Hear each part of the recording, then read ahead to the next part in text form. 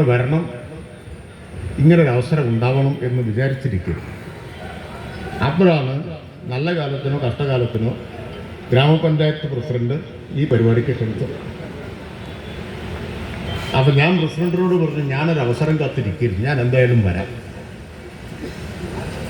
Bus സ്റ്റാൻഡെങ്കിൽ bus stand, ഇവിടെ വന്ന് ചില കാര്യങ്ങൾ പറയേണ്ടതുണ്ട് എന്നാണ് എനിക്ക് തോന്നുന്നത്. ഇവിടെ വന്നപ്പോൾ ഒരു ബൊക്കെ തന്നു, നിങ്ങൾ ശ്രദ്ധിച്ചു എന്നറിഞ്ഞൂടാ. ആ ബൊക്കെ ഞാൻ വാങ്ങാൻ കൂട്ടാക്കിയില്ല. ചിലരെങ്കിലും വിചാരിച്ചിട്ടുണ്ടാവും, ഓ എന്തൊരു ധാർഷ്ട്യം, ഒരു ബൊക്കെ പോലും വാങ്ങുന്നില്ല. വാങ്ങാത്തതിനൊരു കാരണമുണ്ട്. ആ ബൊക്കെ തന്നത് നിയമവിരുദ്ധമാണ്. സർക്കാർ ഉത്തരവിറക്കിയിട്ടുണ്ട്. തദ്ദേശ വകുപ്പിൽ ഒരു ഉത്തരവിറക്കിയിട്ടുണ്ട്. തദ്ദേശ വകുപ്പിന്റെ പരിപാടിക്ക് നിരോധിത പ്ലാസ്റ്റിക് കൊണ്ടുള്ള ബൊക്കെ കൊടുക്കാൻ പാടില്ല അതിഥികൾക്ക് എന്നാണ്. കൊടുക്കാവുന്നത് എന്താണെന്ന് നിഷ്കർഷിച്ചിട്ടുണ്ട്. ബഡ് സ്കൂളിലെ കുട്ടികൾ ഉണ്ടാക്കിയ ഉൽപ്പന്നം വേണമെങ്കിൽ കൊടുക്കാം, സ്വീകരിക്കാം, അല്ലെങ്കിൽ പുസ്തകം കൊടുക്കാം. നിരോധിത പ്ലാസ്റ്റിക് കൊണ്ടുള്ള ബൊക്കെ കൊടുക്കരുത് എന്ന് സർക്കാർ ഉത്തരവുണ്ടെന്ന് പറഞ്ഞപ്പോൾ ഒരു ദുർബലമായ കയ്യടി വന്നു. എന്നുവെച്ചാൽ ബഹുഭൂരിപക്ഷത്തിനും പിന്തുണ അതിനില്ലെന്നാണ് അർത്ഥം. അതാണ് അതിൻ്റെ അർത്ഥം. അത് നമ്മുടെ മനോഭാവത്തെ തന്നെ കാണിക്കുന്നത്.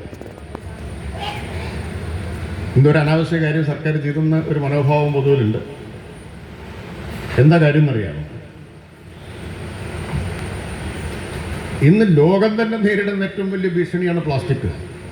അതുകൊണ്ട് ഈ വർഷം ലോക പരിസ്ഥിതി ദിനത്തിൽ മുദ്രാവാക്യം പ്ലാസ്റ്റിക് ഒഴിവാക്കുക എന്നതാണ്.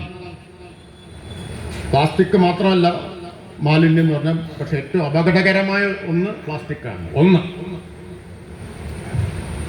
അത് ഒഴിവാക്കുക എന്നതൊരു മുദ്രാവാക്യമാണ് ഈ കൊല്ലം പരിസ്ഥിതി ദിനത്തിൻ്റെ. നമ്മളിപ്പോൾ ഒഴിവാക്കുന്ന പോലെ ഒഴിവാക്കുക എന്നുള്ളതല്ല, ഇത് അവനവൻ്റെ മേലിൽ നിന്നുകൊണ്ട് ഒഴിവാക്കുക എന്നുള്ളതല്ല. ഇപ്പോൾ ഒഴിവാക്കുന്നുണ്ടല്ലോ, ഇഷ്ടംപോലെ പ്ലാസ്റ്റിക് വാങ്ങുക, ആവശ്യം കഴിഞ്ഞാൽ കണ്ടോർത്ത് വലിച്ചെറിയുക, അങ്ങനെയുള്ള ഒഴിവാക്കലല്ല. പ്ലാസ്റ്റിക്കിൻ്റെ ഉപയോഗം തന്നെ കുറയ്ക്കുക. ഇനി അനിവാര്യമായിട്ട് ഉപയോഗിച്ചാൽ ശരിയായി റീസൈക്കിൾ ചെയ്യുക. ഇന്നലെ ഒരു പത്രത്തിൽ ഒരു വലിയ ലേഖനം ഉണ്ടായിരുന്നു പ്ലാസ്റ്റിക് ഉണ്ടാക്കുന്ന അപകടത്തെക്കുറിച്ച്. പസഫിക് സമുദ്രത്തിൽ 16 ലക്ഷം സ്ക്വയർ കിലോമീറ്ററിൽ ഒരു ദ്വീപ് പോലെ പ്ലാസ്റ്റിക് മാലിന്യം വന്ന് അടിഞ്ഞിരിക്കുകയാണെന്നാണ് അതിൽ ചൂണ്ടിക്കാണിക്കുന്നത്. പ്ലാസ്റ്റിക് നമ്മുടെ ജലാശയങ്ങളിലെത്തി മത്സ്യത്തിൻ്റെ ഭക്ഷണമായിട്ടത് മാറും. എല്ലാ മൃഗങ്ങളും അത് വെച്ചുകൊണ്ടിരിക്കുന്നു. വെള്ളത്തിൽ, മത്സ്യത്തിൽ പോലും മൈക്രോ പ്ലാസ്റ്റിക്കിൻ്റെ അംശം ഗണ്യമായി കൂടി. അത് മനുഷ്യരിലേക്ക് എത്തുന്നു. ക്യാൻസർ വ്യാപകമാവുന്നതിൻ്റെ ഒരു കാരണമാണ്. മൈക്രോ പ്ലാസ്റ്റിക് വെള്ളത്തിലുണ്ട്, മത്സ്യത്തിലുണ്ട്, മറ്റ് ഭക്ഷണ പദാർത്ഥങ്ങളിലെല്ലാം ഉണ്ട്. അപ്പോൾ അതുകൊണ്ടാണ് സർക്കാർ തീരുമാനിച്ചത്. ഇപ്പോൾ ഹൈക്കോടതിയും പറഞ്ഞിട്ടുണ്ട്, അതും ശ്രദ്ധിച്ചോളണം. ശരിക്കും സെക്രട്ടറിക്കെതിരെ ഫൈനിടേണ്ടതാണ്. ഇപ്പോൾ തമാശയായിട്ടല്ല, ഗൗരവമായിട്ടാണ് പറഞ്ഞത്, വളരെ ഗൗരവമായിട്ടാണ് പറഞ്ഞത്. സർക്കാർ പുറപ്പെടുവിച്ചൊരു ഉത്തരവിന് വിരുദ്ധമായിട്ട് മന്ത്രിക്ക് തന്നെ അത്തരം ഒരു ബൊക്കെ കൊണ്ടുവന്ന് കൊടുക്കാന്ന് പറഞ്ഞാൽ അതൊരു തരം പരിഹസിക്കൽ കൂടിയാണ്. ഉത്തരവെങ്കിലും വായിച്ചു നോക്കണ്ടേ? ഹൈക്കോടതിയുടെ ഉത്തരവ് വേറെ വന്നിട്ടുണ്ട്. ഇപ്പോൾ ഇതാ കഴിഞ്ഞ 2 ആഴ്ച മുമ്പ് വന്ന ഉത്തരവാണ്. കേന്ദ്ര ഗവൺമെന്റ്, സംസ്ഥാന ഗവൺമെന്റ്, പ്രാദേശിക സ്ഥാപനങ്ങൾ, തദ്ദേശ സ്ഥാപനങ്ങൾ, അർദ്ധ സർക്കാർ സ്ഥാപനങ്ങൾ തുടങ്ങിയ ഒരു പരിപാടികളിലും പ്ലാസ്റ്റിക് ഉപയോഗിക്കാൻ പാടില്ല എന്ന് കേരള ഹൈക്കോടതിയുടെ ഉത്തരവ് 2 ആഴ്ച മുമ്പ് വന്നിട്ടുണ്ട്. ഒക്ടോബർ 2 മുതൽ അത് നടപ്പാക്കണം എന്നാണ് കോടതി ഉത്തരവ്. ഒക്ടോബർ 2-ന് ശേഷം ഇത് ചെയ്താൽ കോടതി അലക്ഷ്യമാണ്.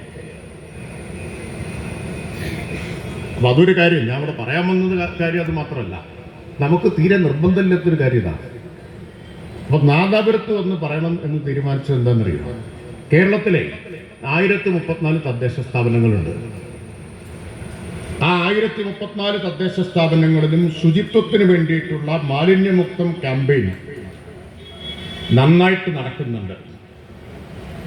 അതിലേറ്റവും പ്രധാനപ്പെട്ട ഒരു കാര്യമാണ് ഹരിതകർമ്മസേന വഴി ശേഖരിക്കുന്ന പ്ലാസ്റ്റിക് പാഴ്വസ്തുക്കൾ, മറ്റ് പാഴ്വസ്തുക്കളും ശേഖരിച്ച് തരംതിരിക്കുന്ന മെറ്റീരിയൽ കളക്ഷൻ ഫെസിലിറ്റി അഥവാ MCF സ്ഥാപിക്കുക എന്നതാണ്.